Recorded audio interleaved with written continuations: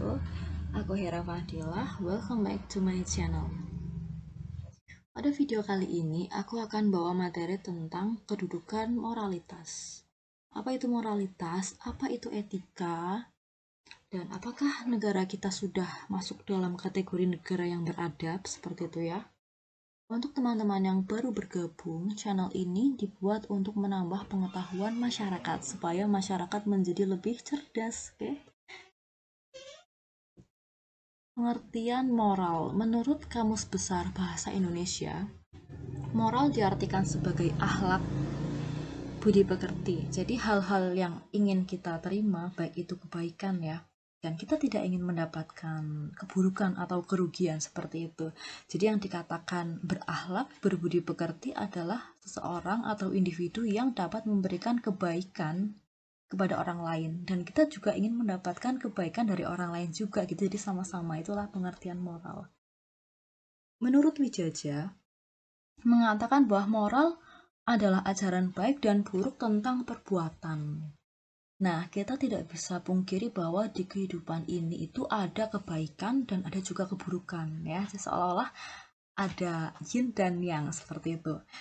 Jadi dua hal ini itu dari karakteristiknya, apabila seorang itu memberikan manfaat, orang tersebut baik, orang tersebut dinilai memiliki moral, orang tersebut dinilai menjaga nilai-nilai moral yang ada dalam dirinya. Dan sebaliknya, apabila keberadaan orang tersebut itu membawa dampak yang negatif, membawa kerugian atau toksik, itu bisa dapat dikatakan orang tersebut kurang menjaga nilai-nilai moral yang seharusnya ada di dalam masyarakat. Apa saja nilai-nilai moral yang ada di masyarakat ya? Pertama itu ada nilai keberanian, kejujuran, ya, tenggang rasa, keikhlasan, ketulusan, rela berkorban, seperti itu. Jadi satu sama lain itu saling berkaitan. Kita ingin diperlakukan baik orang lain, dan orang lain pun mendapatkan kebaikan dari kita. Itu soalnya kita sama-sama memahami apa itu yang nilai-nilai yang diinginkan di masyarakat seperti itu ya. Nah, apa kaitannya antara moral dengan etika? Kalau di masyarakat budi pekerti itu diterapkan, jadi kita menerapkan budi pekerti itu kepada keluarga, kepada tetangga, masyarakat, teman-teman, sahabat, seperti itu. Kita memberikan yang terbaik, kita menjadi orang yang baik bagi mereka, itu kita dapat dikatakan bermoral, sebab kehadiran kita itu tidak merugikan, seperti itu. Nah, sedangkan etika, apabila budi pekerti atau budi baik ini diterapkan di dalam profesi, maka orang tersebut dikatakan beretika. Tuh.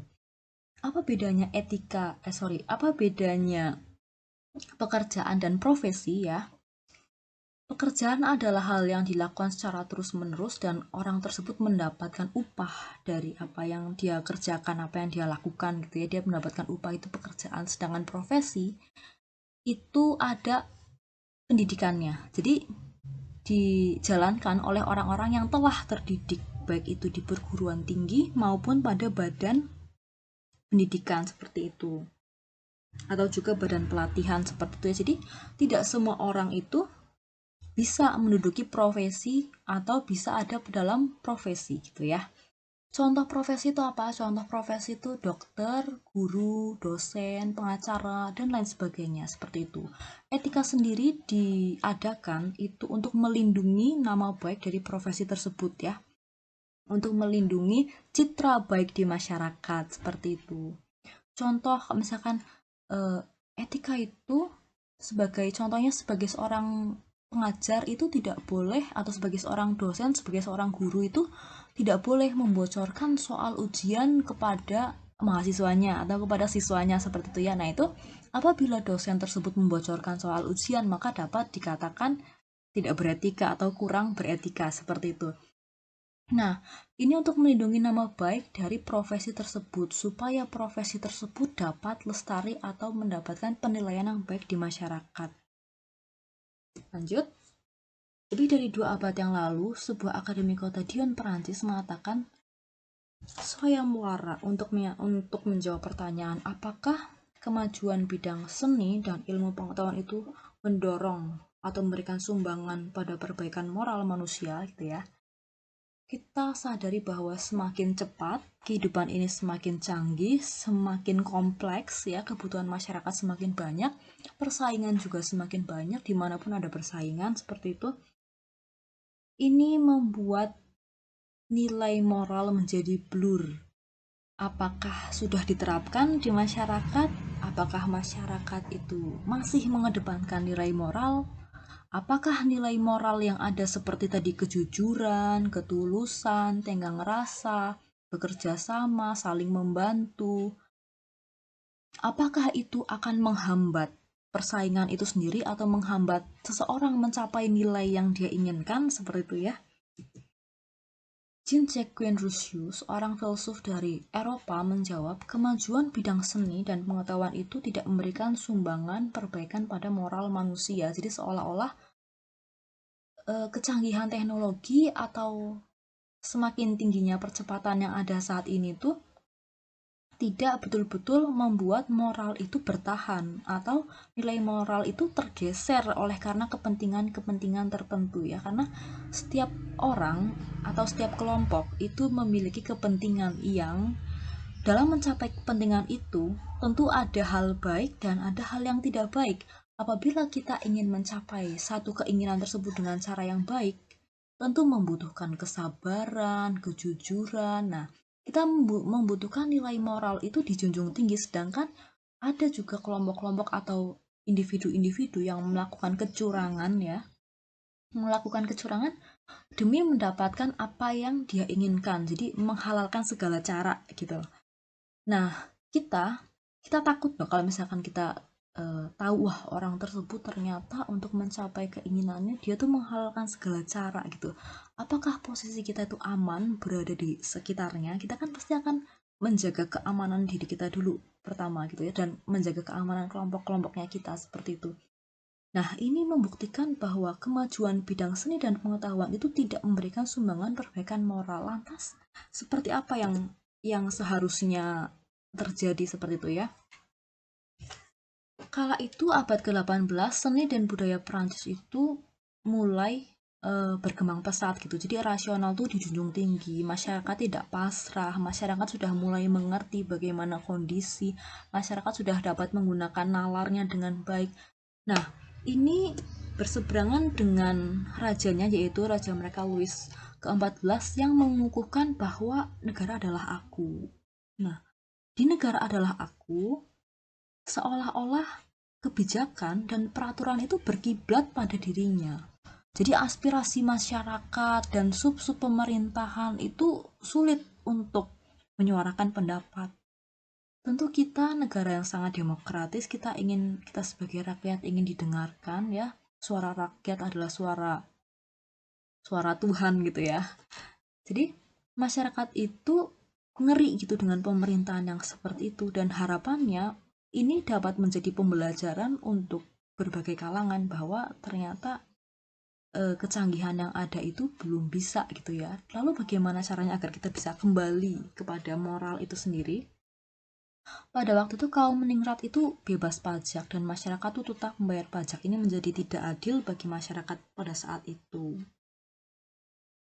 Nah, menurut Rousseau, untuk bisa moral itu dapat tercipta atau moral itu dapat bertahan ya, dari tercipta menjadi ada, dari ada menjadi langgeng, atau moral tersebut diterapkan secara terus-menerus gitu ya, dari generasi ke generasi, itu perlu kembali ke kemurnian yang alami ya. Sekarang kemurnian itu apa? Kemurnian merupakan ketulusan, kemurnian itu dari hati nurani, yang setiap orang itu memiliki hati nurani karena pencipta kita itu membisikkan di hati kita masing-masing ya, kemurnian itu. Jadi nilai-nilai ketuhanan itu ada di dalam hati kita.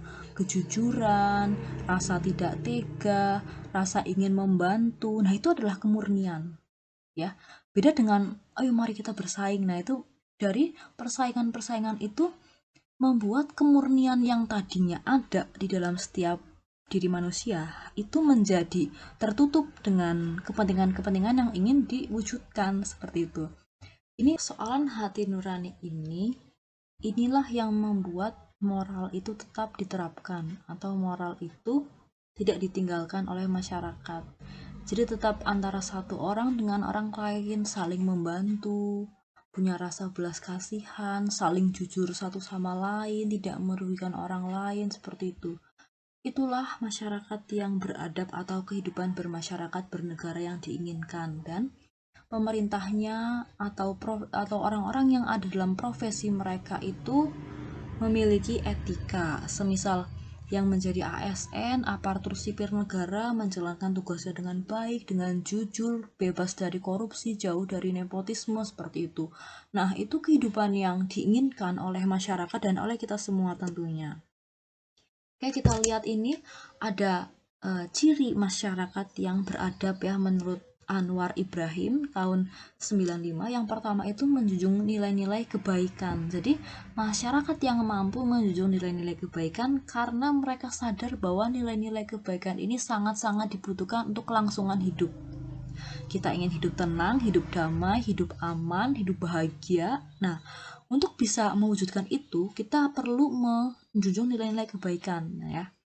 Selanjutnya transparansi. Nah, ini dilakukan oleh lembaga-lembaga publik yang mengurusi banyak masyarakat, yang mengurusi masyarakat umum ya.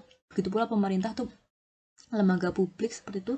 Kemudian ada supremasi hukum. Jadi hukum itu adil gitu loh, nggak memihak suatu kelompok masyarakat gitu, tidak melindungi sekelompok masyarakat, tapi hukum itu diciptakan untuk semuanya agar semuanya merasakan bahwa negara itu merupakan negara yang aman. Siapapun yang melanggar hukum maka akan terkena dampak atau hukumannya, seperti itu. Karena kalau hukum ini tidak dijunjung maka wibawa dari seorang pemerintah atau wibawa birokrat ini akan sedikit bergeser gitu. Jadi seolah-olah kok pemerintahnya mungkin tidak terlalu aware terhadap persoalan ini gitu ya. Jadi supremasi hukum ini sangat-sangat penting karena masyarakat juga menilai atau melihat seberapa hukum di negara tersebut itu ditegakkan. Semisal pemerintahnya ternyata ikut dalam kasus-kasus hukum yang itu dapat merugikan masyarakat tuh, misal ya.